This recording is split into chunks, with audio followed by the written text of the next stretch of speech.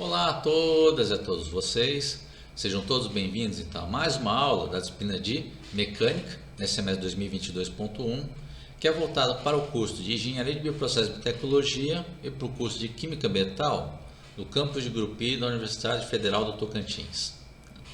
Então aqui quem fala novamente é o professor Fabiano Kenji Nohama, tá? Iniciando esta aqui, tá? Que marca a última videoaula, tá? Da semana de 28 de março a 2 de abril. Tá? Lembrando que no caso das aulas dessa semana, eu fui obrigado a separar as aulas em 4 vídeos, né? De acordo com os temas, né? A primeira aula fui obrigado a dividir então uma parte falando sobre o capítulo, fechando o capítulo 2, né? Que é movimento em uma dimensão. E depois a outra parte, iniciando a parte de vetores, tá? E depois a segunda aula da semana eu tive que separar então na primeira parte, então, que é encerrando, né? Terminando o assunto de vetores, tá? E esse último vídeo aqui que a gente vai pelo menos começar a dar uma introdução para o capítulo 4, tá? Do nosso livro texto do Fundamento de Física do Hallen Hess e Walker, tá? Que é para falar sobre movimentos em 2 e 3 dimensões. Bom, certo. Então, né, não vou passar nenhum informe porque é a continuação do vídeo anterior, tá? Então não vai ter nada de informe novo, tá certo? Então já vamos começando o conteúdo desse vídeo, né? O conteúdo da aula desse vídeo, que é, então começando a falar sobre movimentos no plano e no espaço, tá? Certo? Então nessa aula aqui a gente vai começar então a ver movimentos no plano e no espaço, tá certo? Bom, aí na maioria dos casos, tá? Esses tipos de movimento, tá? Você tem que vai ser um movimento que eu posso escrever ao longo de um eixo X, usando o eixo Y, usando o eixo Z, tá? E na maioria dos casos, o movimento ao longo desses eixos ortogonais, esses eixos coordenados, eles costumam ser independentes entre si, tá? Bom, certo? Mas vai ter sempre exceções a essa regra, tá? Certo? E na descrição dos movimentos, então, em 2 e 3 dimensões, tá? Aí, né, a gente vai precisar usar muito, né, tá certo? O conceito de vetores, que basicamente a gente vai utilizar então, né, os conceitos que vocês já viram em movimentos, né, retilíneos, tá? Só que agora eles vão ser estendidos, né, para o caso em 2 e 3 dimensões, que vai precisar da linguagem de vetores, tá? Então por isso que o capítulo anterior a gente ficou revisando o conteúdo de vetores, que com certeza vocês já viram nas outras disciplinas de exatas, tá? Principalmente nas disciplinas de matemática, tá? Aqui vai precisar bastante deles aqui nessa disciplina de física, tá? De mecânica, tá? Certo? E nas outras disciplinas de física também usa, tá? Não tem como fugir muito de vetores, tá bom? Então continuando aqui nesse assunto então do movimento em 2 e 3 dimensões, tá? Então a gente vai começar então a pegar aquelas grandezas que vocês viram, né? O movimento em uma dimensão, que tem lá posição, velocidade e aceleração, só que agora a gente vai passar ela para a linguagem vetorial, tá? Então é nisso que a gente vai começar falando, por exemplo, do vetor posição, em vez de ser posição ao longo do eixo X ou posição ao longo do eixo Y, que era o caso da queda livre, né? A gente vai pegar a posição da partícula agora, né, como vetor. E esse vetor posição vai pegar a posição da partícula, né, em relação ao ponto de referência, tá, que seria a origem do sistema de coordenadas, né? Bom, certo? Então, eu vou pegar lá o nosso vetor posição, né, que é, inclusive aqui ele está sem, né, o símbolo de vetor por erro de conversão do arquivo, tá, que é o vetor R, tá? Então esse vetor R ele vai ter uma componente x, né, da posição, né, multiplicando o vetor unitário i. Ele vai ter uma coordenada y multiplicando o vetor unitário j, tá? Bom, e é disso que tem o vetor R aqui da figura, né? Vou pôr aqui o vetor R, tá bom? Certo? Dessa imagem da direita, tá? Que está no plano xy, primeiro caso pegando para descrever o movimento no plano, né? Tá certo? Então, aí estou vendo o movimento de uma partícula e em um dado momento ela está nessa posição aqui, né, no plano XY, que é identificada então pelo vetor R, tá? Que liga então a origem do sistema de coordenadas até o ponto que a partícula se encontra, tá? Bom, E como falei, se você tirar aqui as projeções no eixo x e y, vai ter aqui a componente x, faz a projeção y, vai ter a componente y, né, da posição, tá? Tá certo? E esse vetor R, ele vai ter um módulo aqui, né, um módulo R, tá? E vai fazer, que seria o tamanho do vetor, entre aspas, tá? E também vai ter, né, o ângulo θ que ele faz com o eixo x, tá? Bom, tá certo? E daqui, né, tá certo? Então eu tenho essa opção aqui de descrever ou, né, a posição pela coordenada x e y, tá? Outra opção que vocês vão ver mais para frente, que pode aparecer, é também ver em termos do módulo do R, ou seja, a distância até a origem. Você pega aqui o tamanho do vetor, que pega a distância da origem até o ponto, que está a partícula, tá?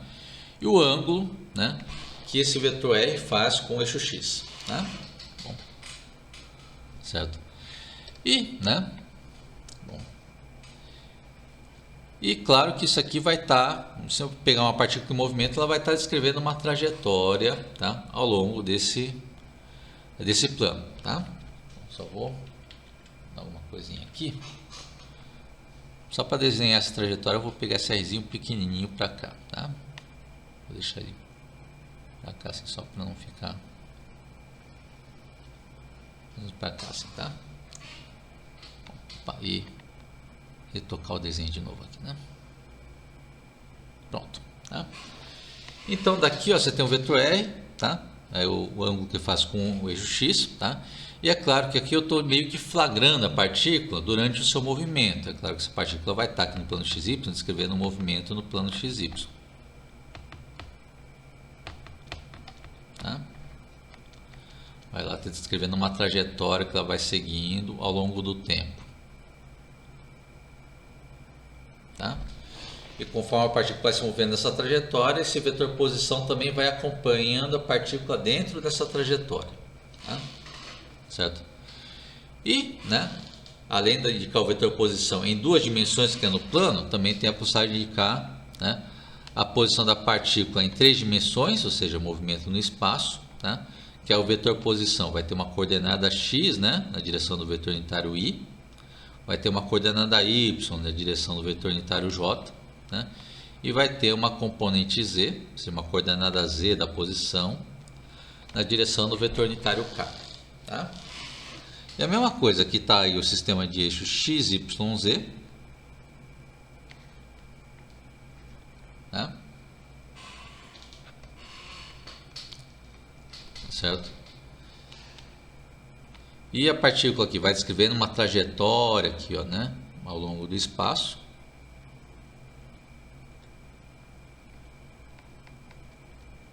Uma trajetória ao longo do espaço, tá? E aqui nesse momento que eu estou olhando a partícula, está nessa posição aqui, R, tá? Então tem esse vetor posição R, voltou a setinha do vetor aqui.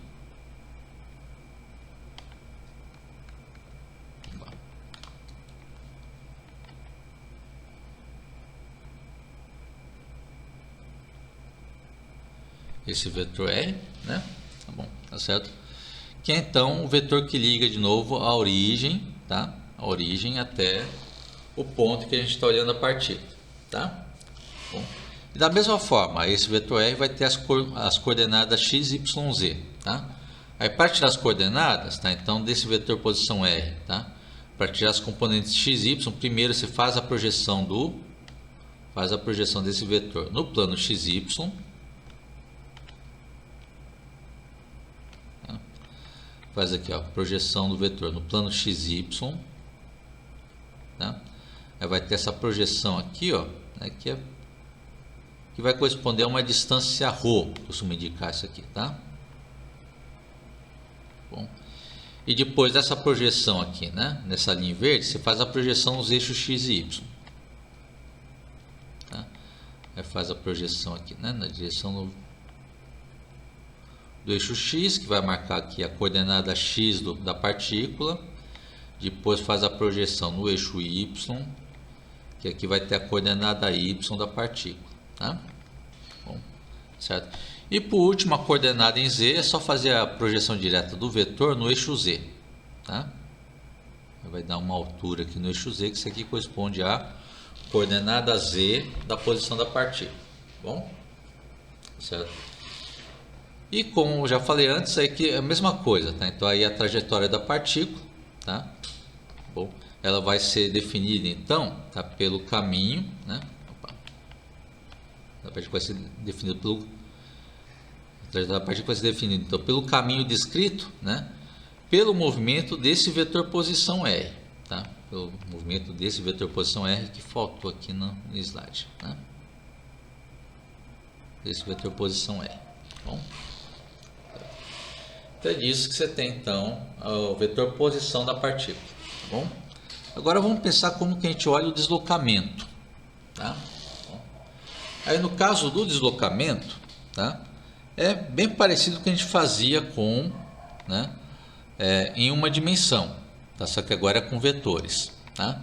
Então você pega lá a trajetória da partícula, está seguindo aqui uma trajetória, tá? Bom, começa da esquerda, né? Vai fazendo a trajetória até chegar lá do lado direito, tá? Dessa linha azul, indo da esquerda para a direita, no caso da figura, tá? Bom, tem a trajetória, tá? E ao longo dessa trajetória, vamos considerar que a partícula vai estar numa posição, né? R1, né? Que vai marcar uma posição R1, né? No tempo T1, tá? Vou marcar inclusive em verde isso aqui, né? Então aqui, ó. No tempo T1, ela vai estar nessa posição aqui, né? Na trajetória, né? Tempo T1, que é definido por esse vetor R1, tá? Bom, então esse é o primeiro caso, tá? Então, no tempo T1, a partícula vai estar nessa posição que vai ser definida pelo vetor R1. Repetindo de novo, tá? Bom, então, a partícula vai estar na posição R1 no instante T1, tá? E também vai estar na posição R2 no instante T2. Tá? Então, no instante T2, que é pegar o que? O instante anterior, né? Pegar o instante anterior mais o intervalo de tempo ΔT. Tá? Bom, a partícula vai estar nessa outra posição 2, que é definida por esse outro vetor R2. Tá? Bom. Aí o deslocamento então da partícula nesse intervalo, então pega aqui o deslocamento então nesse intervalo ΔT, tá? Bom, ele vai ser dado então, né? Como vetor de deslocamento, que é pegar então o vetor posição final menos o vetor posição inicial, tá? Como você pode ver, é o mesmo procedimento que a gente fez lá em uma dimensão. Pegava lá uma dimensão, o deslocamento para pegar a posição final menos posição inicial. A diferença é que aqui, né, vai ficar em função de vetores. Tá? O vetor de deslocamento é pegar então o vetor posição final menos o vetor posição inicial, tá? Na figura, tá? Lembra como a gente faz o procedimento de fazer subtração de vetores, tá? Então aqui, ó, fazer subtração do vetor R2 subtrai com o vetor R1, tá? Então o R2 mantenho do jeito que tá, tá? O R2 eu mantenho do jeito que tá.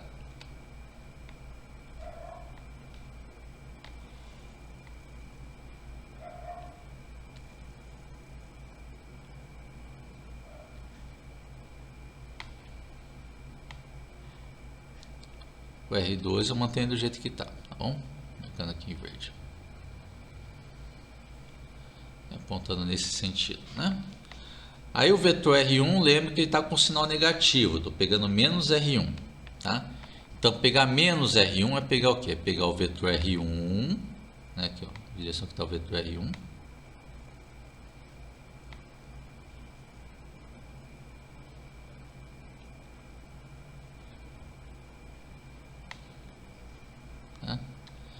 Aí pegar menos R1, vou indicar aqui em vermelho, menos R1 é colocar o R1 no sentido contrário, estava antes, tá? Bom, e faz a soma desse vetor em vermelho com o vetor em verde, tá? Isso que vai dar o nosso vetor de deslocamento, tá? Estou fazendo geometricamente aqui, ó, vai chegar nesse vetor de deslocamento, acho que vou marcar em preto, que foi a cor que sobrou.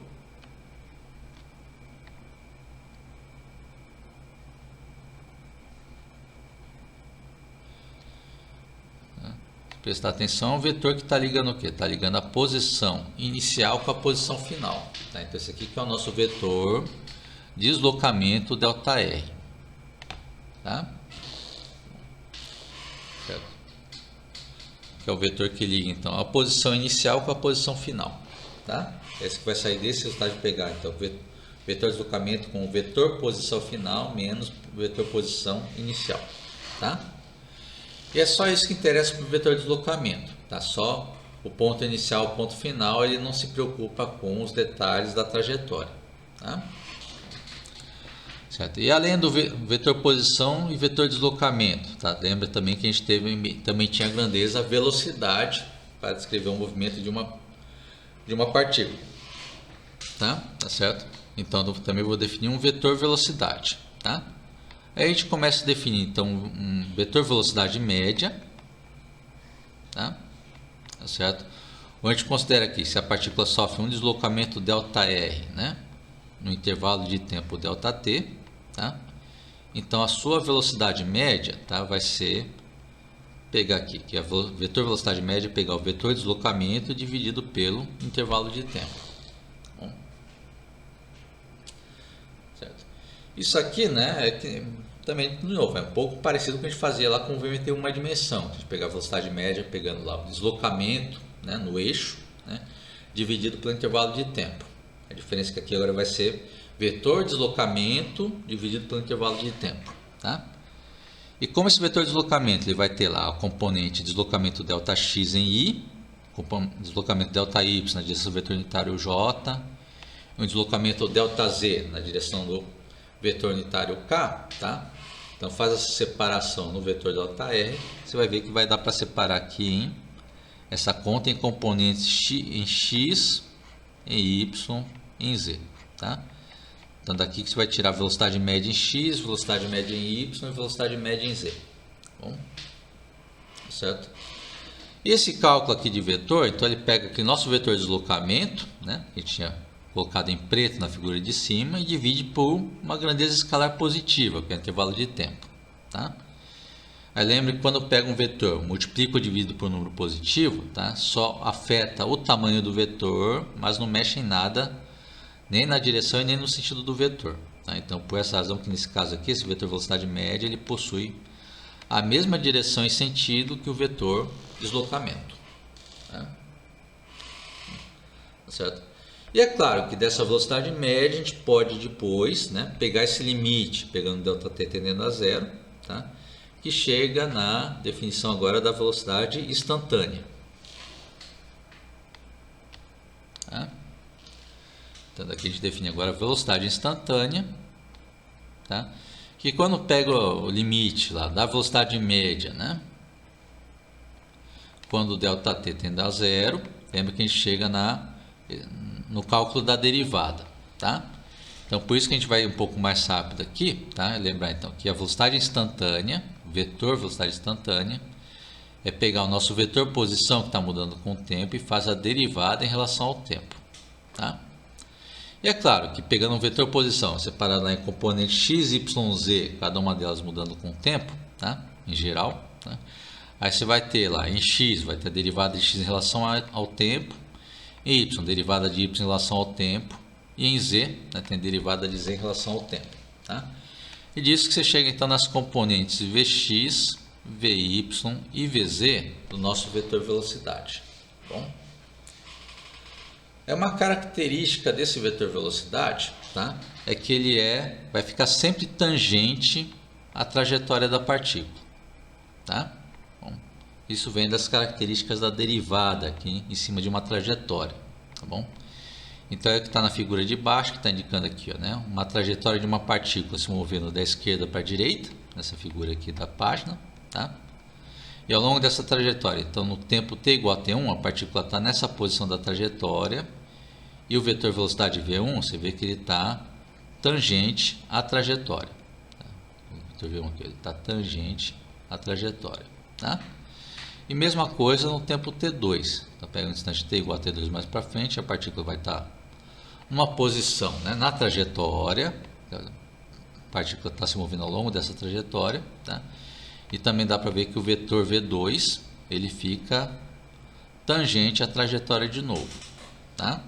Não importa a inclinação ou qualquer curva que apareça na trajetória, o vetor velocidade sempre fica tangente à trajetória, tá? Aqui só está faltando, de novo, faltou a anotação da setinha para o vetor aqui, tá? Veja aqui. Aqui é o vetor V1 e aqui um vetor V2. Tá? Então, isso tinha falado sobre velocidade. Lembra que a velocidade ele mexe, ele indica o quão rápido ou quão lentamente, tá, a partícula está se movendo na trajetória. Certo? E por último, para a gente fechar nossa aula de hoje, também tem a aceleração. Tá? Aí vai ter o vetor aceleração, que vai ter o vetor aceleração média. Tá? Você tem lá que a velocidade da partícula vai variar de uma velocidade V1 para uma velocidade V2 no intervalo de tempo ΔT, tá? Que aqui está dando problema de conversão de símbolo do arquivo, né?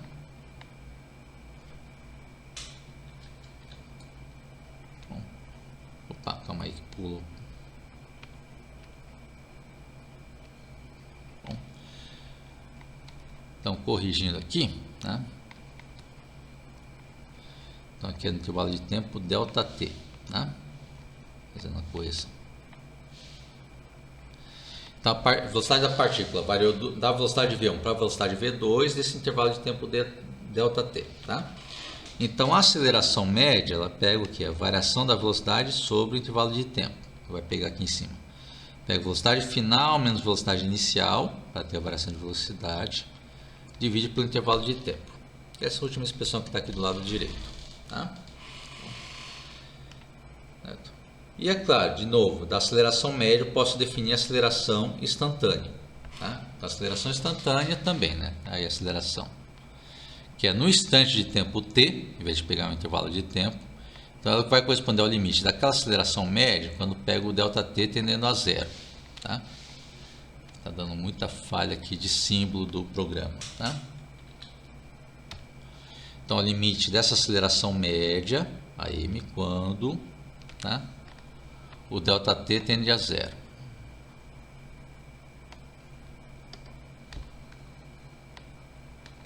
Bom, quando faz isso, é claro que aquelas expressões de divisão vão virar expressões de derivada. Né? Então, a aceleração é derivada do vetor velocidade em relação ao tempo. Tá? Isso, então, eu posso separar aqui com uma derivada da velocidade Vx, da componente Vx em relação ao tempo, derivada da componente Vy em relação ao tempo, e derivada da componente Vz da velocidade em relação ao tempo. Tá? Então, de novo, é disso que vai ter a componente Ax, né, da aceleração, junto com o vetor unitário I. Vai ter a componente AY da aceleração, junto com o vetor unitário J. E a componente Z da aceleração, junto com o vetor unitário K. Tá? Bom. E é claro, como cada uma dessas derivadas de velocidade, aí você tem que a velocidade também é derivada da posição, tá? Aí também essas componentes da aceleração, tá, vão virar também a segunda derivada da posição. Então, a componente AX é a segunda derivada da coordenada x em relação ao tempo. O AY também é a segunda derivada da coordenada y em relação ao tempo. E o AZ, né, ele é a segunda derivada da coordenada z em relação ao tempo. Bom. E questão de ilustração também, tá? Então, aí você vai ter lá o vetor aceleração, né, ao longo de uma trajetória, lá, por exemplo. Tá bom? Aqui uma trajetória seguindo assim, por exemplo. Tá? Só para ilustração. Tá? Aí, supõe, você tem essa trajetória da partícula, tá, que está se movendo aqui da esquerda para a direita. Não, movendo da esquerda para a direita. Tá? E, né, lembra, o vetor velocidade é sempre tangente à trajetória, tá? E o vetor aceleração, lembra, é o vetor aceleração que muda a trajetória, a orientação da velocidade, tá? Então pega, por exemplo, esse trecho aqui, ó, da trajetória, que é o vetor velocidade, estava antes aqui mais inclinado para cima, pegando tangente aqui a trajetória, tá? E depois aqui ele fica mais inclinado para baixo, quase na horizontal aqui, tá? V1 e V2. Suponho que nesse trecho aqui a velocidade também esteja aumentando de módulo, tá? Ficando mais rápido, tá bom? Então, o vetor aceleração que corresponde a esse trecho, tá bom? O vetor aceleração que corresponde a esse trecho, tá? Vai ser o quê? Um vetor aceleração que vai ter que puxar a inclinação dessa velocidade para baixo, tá? E também ele vai ter que aumentar o módulo da velocidade, tá? Então, daqui um vetor velocidade que chega mais ou menos nesse efeito, vai ser um vetor aceleração mais ou menos assim, ó, nesse sentido, por exemplo. Chutando, tá? Certo? Por que nesse sentido? Tá? Porque essa é o vetor aceleração, lembra? O vetor aceleração pode separar em componentes x, y, z, tá? Ou aqui no plano, no comando plano vai ter componente x e componente y, tá? Mas outra forma de eu tirar as componentes desse vetor aceleração, tá? É separar a componente aqui, uma componente tangente e uma componente tangencial à trajetória, tá? Vou ilustrar aqui. Então, vou pegar esse vetor aceleração, separar uma componente tangente à trajetória, mais ou menos para cá assim. Tá?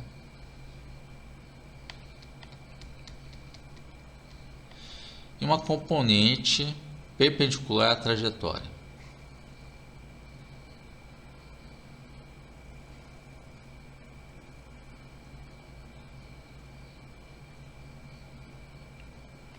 Mais ou menos por aqui, só para ilustração mesmo, né?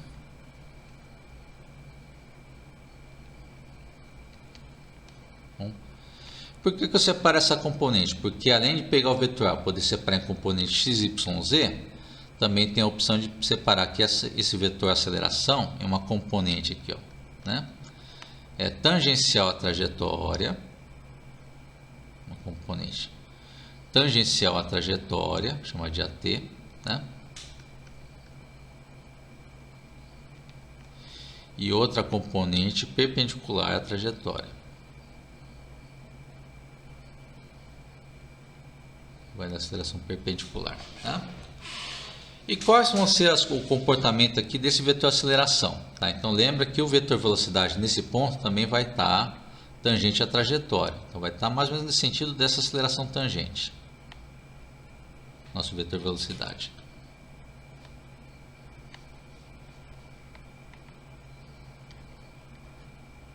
Aqui travou de novo, tá? Então, o vetor velocidade é tangente à aceleração tangencial, tá?